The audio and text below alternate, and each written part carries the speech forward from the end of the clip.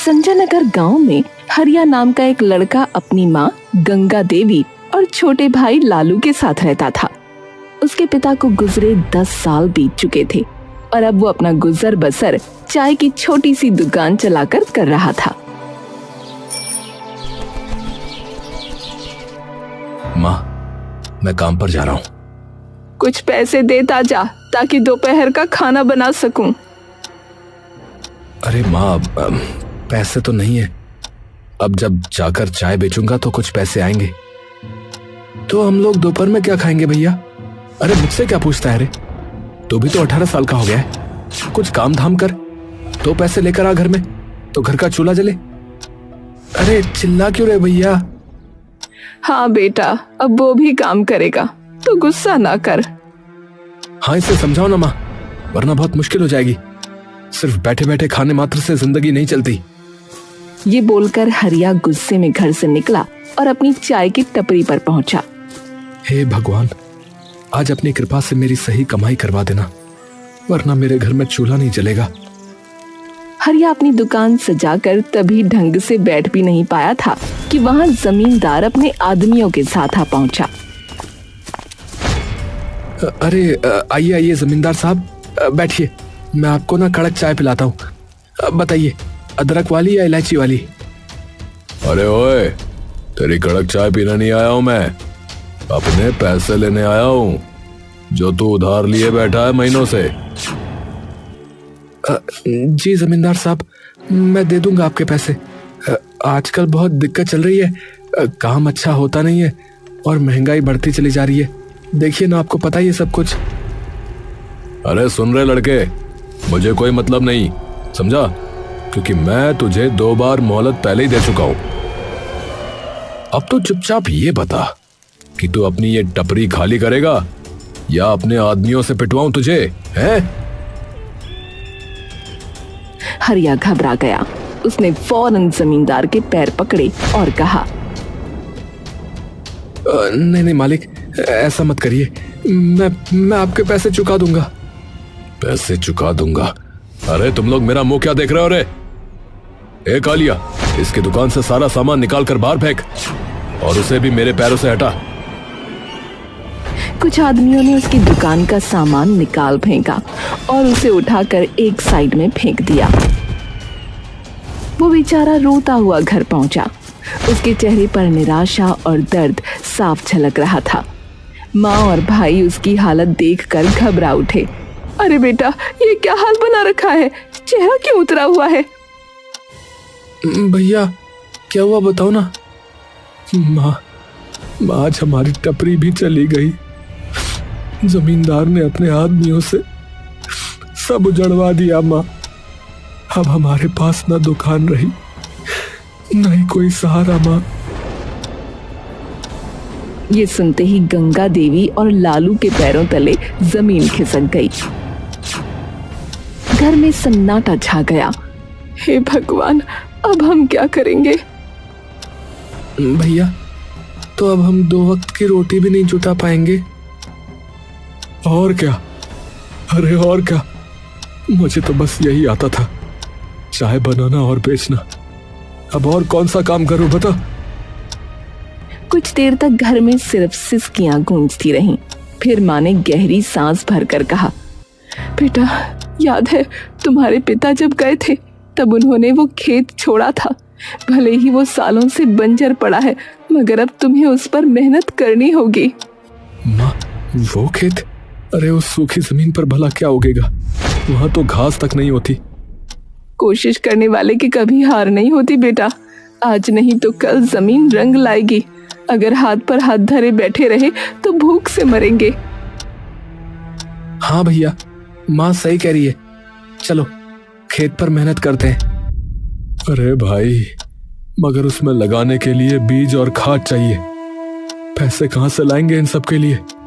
खाना तक तो है नहीं घर में। गंगा देवी ने आंचल में हाथ डालकर अपना मंगलसूत्र निकाला और बोली, ये ले लो, इसे गिरवी रख दो। जो पैसे मिलेंगे उससे खेती शुरू कर देना। अरे नहीं माँ, ये कैसे हो सकता है? ये तो पिताजी की आखिरी निशानी है। बेटा, अगर तुम्हारे पिता जिंदा होते तो वो भी यही करते। सुनो, मैं बेचने की नहीं कह रही, बस गिरवी रख दो, जब तरक्की होगी तो वापस छुड़ा लेंगे। बहुत मान मनोहार और आंसुओं के बीच दोनों बेटे आखिर मान गए। अगले ही दिन उन्होंने मंगलसूत्र गिरवी रखकर पैसे जुटाए। चलो लालू, अब कामयाबी या नाकामी सबकी सब हमारी मेहनत पर निर्भर है। हाँ भैया, अब पीछे हटना नहीं है। दोनों भाइयों ने ठान लिया कि वो खेत पर तरबूज की खेती करेंगे। दिन हो या रात, काफी तपती धूप हो या झमाझम बारिश हो, दोनों ने जी जान लगाकर खेत को संवार दिया।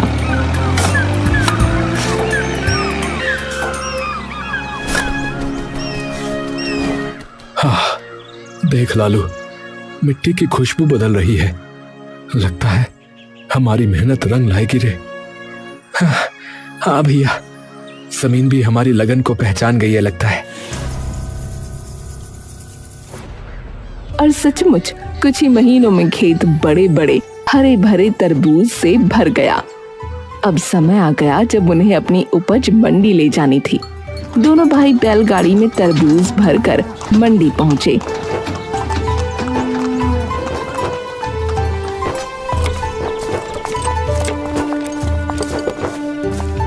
अरे वाह वाह भैया वाह, इतने ताजा और रसीले तरबूज तो मैंने सालों में नहीं देखे, बता रहा हूँ। हाँ हाँ भाई, हमें सब चाहिए भाई। तरबूज हाथों हाथ बिक गए। जब हरिया और लालू ने गिनती की तो उनके हाथों में मोटी रकम थी। भैया देखो देखो, आज कितना पैसा हुआ है। अब तो हम माँ का मंगलसूत्र तुरंत छुड़ा कर ले आएंगे। हाँ लालू, अब हमारी मेहनत का फल हमें मिल गया। चलो माँ की आंखों की चमक वापस लौटाते हैं अब। हरिया और लालू हाथ में मेहनत की कमाई थामे चेहरे पर उम्मीद की चमक लिए मंडी से निकले। दिल में बस एक ही बात थी कि आज माँ का मंगलसूत्र छुड़ाना है। पर तभी पीछे से गड़गड़ाहट जैसी आवाज आई। भीड़ चीखती चिल्लाती उनकी तरफ भागी। भैया, ये सब हमारे पीछे क्यों दौड़ रहे हैं? पता नहीं भाई, चलो जल्दी जल्दी आगे बढ़ो। भीड़ ने उन्हें घेर लिया। दुकानदार चंपक सबके आगे आया। अरे ओ हरिया, ठहर जा, हमें उल्लू समझ रखा है क्या है?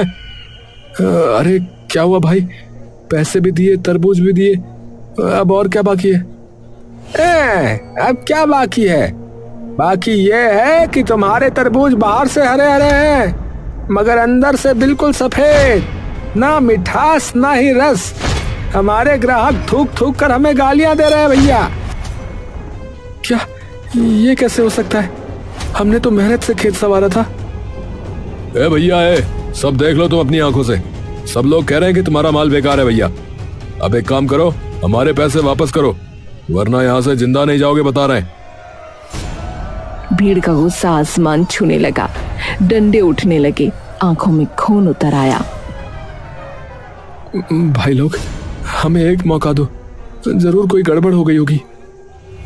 हाँ, हमारे पास बस यही पैसा है, इसे ले लो, मगर हमें मारो मत। डरे सहमे दोनों भाइयों ने रकम लौटा दी। दुकानदार तरबूज वापस ठेलों पर पटक गए और गालियां देते हुए चले गए। हरिया और लालू धीरे धीरे घर लौटे। अरे बेटा, ऐसे मुंह लटकाकर क्यों आ गए हो? मंगलसूत्र कहाँ है? माँ, सब खत्म हो गया माँ। वो तरबूज अंदर से सफेद निकले।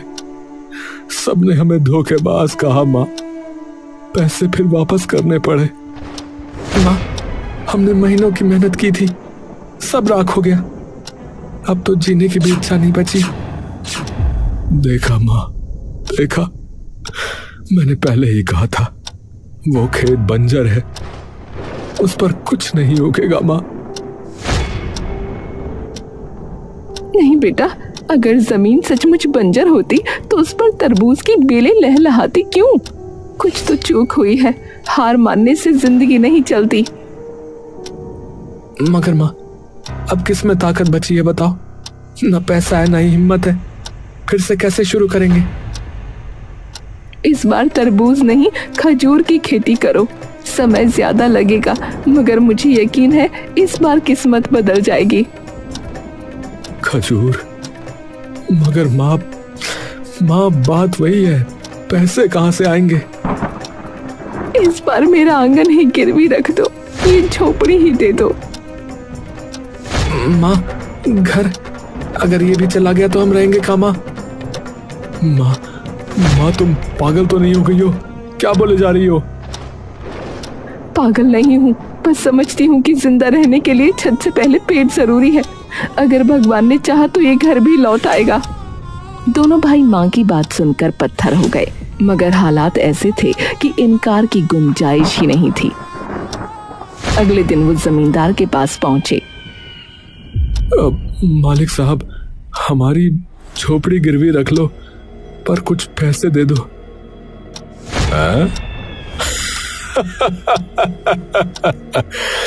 तुम्हारी झोपड़ी? अरे वो माचिस की डिब्बी जैसी जगह मेरे किस काम की भाई? मालिक, वो सड़क किनारे है, अगर आप वहां कुछ बनवाएं तो उसकी कीमत आसमान छू लेगी। जमींदार की आंखों में लालच चमक उठा। उसने सोचा, सही कह रहे हैं, सड़क किनारे की जमीन सोने से कम नहीं होती। ठीक है, झोपड़ी मेरे पास रखो और लो, ले जाओ पैसे। मगर याद रहे, अगर पैसे समय पर ना चुकाए तो समझो झोपड़ी हमेशा के लिए मेरी। क्या समझे? बेबस हरिया और लालू ने शर्त मान ली और पैसे लेकर लौटे। इस बार दोनों ने खजूर की खेती शुरू की। समय बीता, साल बदला और मेहनत रंग लाई। खेत में खजूर के पेड़ लहलहा उठे, उनकी डालियां फलों से झुक गईं। देखो लालू, बगीचा कितना प्यारा लग रहा है, देखो। हाँ भैया, अब मंडी में सबको मुंह तोड़ जवाब देंगे। दोनों भाइयों ने खजूर के टोकरे तैयार किए और मंडी पहुंच गए। अरे लो जी लो भैया, ताजे खजूर, जरा देखो तो, इस बार हमारी मेहनत का फल चखो। अरे हाँ, बहुत देख लिया तुम्हारा माल है। अब की बार बिना देखे ही कहता हूँ कि ये सब बेकार है, नहीं चाहिए भैया, आगे बढ़ो। हाँ, हम नहीं खरीदेंगे, तुम दोनों धोखेबाज हो भैया, जाओ यहाँ से। अरे भाई, कम से कम देख तो लो, एक बार चख तो लो, फिर कह देना खराब है। ए भाई, कहाँ ना यार, हमें नहीं चाहिए, चलो भागो यहाँ से, वरना अच्छा नहीं होगा, बता रहे हैं।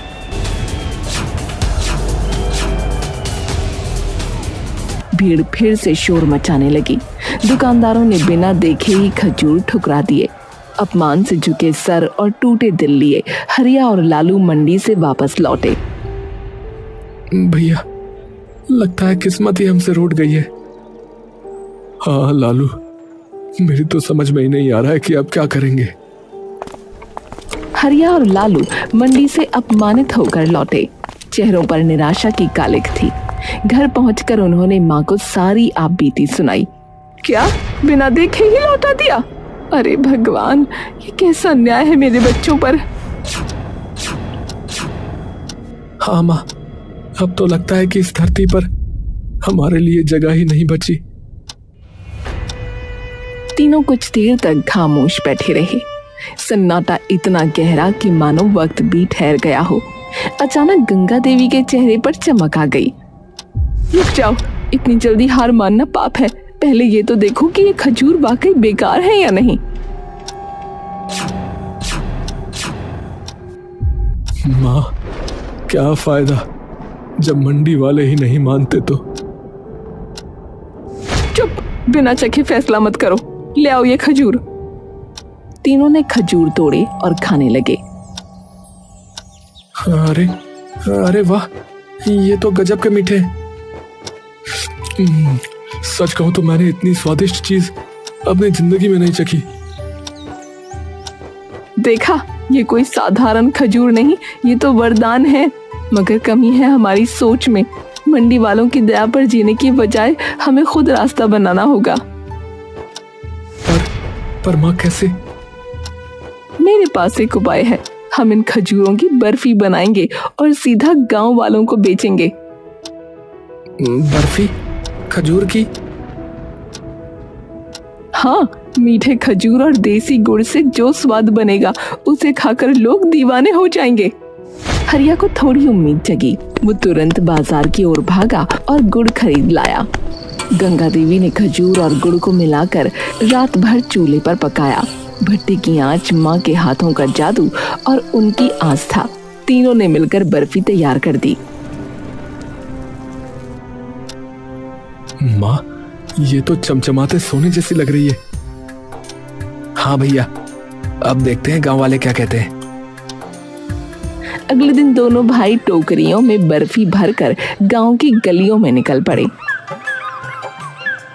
अरे आओ आओ भैया, अरे खजूर की बर्फी, मीठी, नरम और एकदम देसी भैया। अरे बाबूजी आओ, अरे माताजी, अरे भैया, आओ भैया आओ। लो जी लो, खाओ और बताओ कैसी है ये खास बर्फी। लो भैया, दादा आओ देखो चखो। गांव वालों को तो पहले ही शक था, मगर जैसे ही बर्फी मुंह में गई सबके चेहरे खिल उठे। क्या क्या खिला रहे हो? क्या है ये? बर्फी? खजूर की बर्फी? चलो चखा रहे हो तो खा ही लेते हैं भैया। चखने में कौन सा पैसा लग रहा है?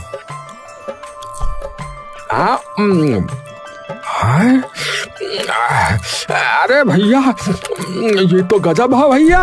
अरे भैया गजब हो गया, ये गजब है। अरे भाई, और मिठाई तो छोड़ो, ये तो बिल्कुल दवा की तरह ताकत दे रही है। मेरे तो हाथ पैर में दर्द था, लेकिन अब मुझे काफी अच्छा महसूस हो रहा है भैया ये खा के। एक काम करो भैया, मेरे लिए आधा किलो तोल दो। हाँ, और मेरे लिए 1 किलो भाई। भैया मुझे भी 1 किलो कर देना। मुझे तो बच्चों के लिए भी चाहिए। कुछ ही दिनों में खजूर की बर्फी पूरे गांव की सबसे ज्यादा बिकने वाली मिठाई बन गई। सभी तरफ उन्हीं की चर्चा थी। पैसे बरसने लगे। सबसे पहले हरिया ने माँ का मंगलसूत्र छुड़वाया। मंदिर जाकर उसने माँ के हाथों में उसे डालते हुए कहा, माँ, ये सिर्फ कहना नहीं, ये हमारी इज्जत है। आज फिर से आपके गले की शोभा लौटी है। भगवान करे ये कभी दोबारा न छूटे। अब सिर्फ झोपड़ी छुड़वाने का सपना बाकी था। परिवार की आंखों में नई उम्मीद थी, मगर उनकी तरक्की देखकर जमींदार के दिल में आग लग गई। अरे धत तेरे की, ये गरीब अब अमीर बनेंगे? ऐसा नहीं हो सकता, नहीं हो सकता ऐसा। अगर इनके खजूर ऐसे ही बिकते रहे तो कल को तो ये हमारी बराबरी करने पर आ जाएंगे। तो मालिक करना क्या ये बताओ। अरे रात में जाओ रे कमबख्तों, और इसके सारे खजूर चुरा के ले आओ। सुबह सूरज निकले उससे पहले खेत खाली होना चाहिए। जमींदार ने योजना खतरनाक बनाई, मगर किस्मत से उसकी बातें मंडी के दुकानदार चंपक ने सुन ली। अरे भैया, ये तो घोर अन्याय है। मेहनत से उगे खजूर यूं चुराना? नहीं, मैं हरिया को बता दूंगा। हाँ। चंपक ने फौरन जाकर हरिया को सब बता दिया। अरे भैया सुनो, एक अंदर की बात है। जमींदार जो है तुम्हारे खिलाफ साजिश कर रहा भैया। आज रात उसके आदमी तुम्हारे सारे खजूर चुराने वाले हैं। मैंने सुन लिया था भैया, तभी बताने आ गया। क्या हमारे खजूर? धिक्कार है ऐसे जमींदार पर। हमारी मेहनत का फल चुराने की हिम्मत कर रहा है वो। बेटा, अब ये वक्त है हिम्मत दिखाने का। अगर तुम आज डरे तो हमेशा दबे रह जाओगे। नहीं माँ, आज मैं सबक उसे जरूर सिखाऊंगा। हरिया ने एक योजना बनाई और उसने खजूर के पेड़ों पर खुजली वाली जड़ी बूटी लगा दी। फिर जब आधी रात को जमींदार के गुंडे आकर खजूर तोड़ने लगे तो उनके पूरे शरीर में खुजली होने लगी। अरे भाई, मुझे ये खुजली सी हो रही है। अरे अरे अरे, ये हाथों में खुजली हो रही है। अरे भाई, अरे अब तो पैरों में भी होने लगी भाई। अरे यार, ये क्या हो रहा है? अरे मेरी मैया, अरे पूरा शरीर तो फैल गई भैया। अरे अरे भैया, पूरी खुजली खुजली हो रही है।